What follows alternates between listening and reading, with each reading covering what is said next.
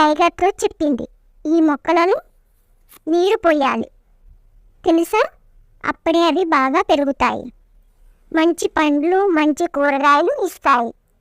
Tiger తన తల ఊపి అను చెప్పింది అర్థం చేసుకున్నట్టు నటించింది. అను నవ్వుతూ తన చిన్న బకెట్ తీసుకుని బావిలో నీళ్లు తోడుతూ మొక్కలకు పోస్తుంది. తన చిన్న తోటలో సమయం ఉన్నప్పుడు మొక్కలను చూసుకుంటుంది. పప్పి అను వెనకమాల తిరుగుతుంది. అను చిన్న మొక్కల దగ్గరకు వెళ్ళి టైగర్కి, ఈ మొక్కలను కాపలాగా ఉంటావా, మొక్కలను పండ్లు కూరగాయలు ఎవరూ కోయకుండా చూసుకో అని చెప్పింది. తన భాషలో గుర్రు గుర్రుమని తల ఊపింది. మనం కలిసి అందరము తోట పని చూసుకుందాం.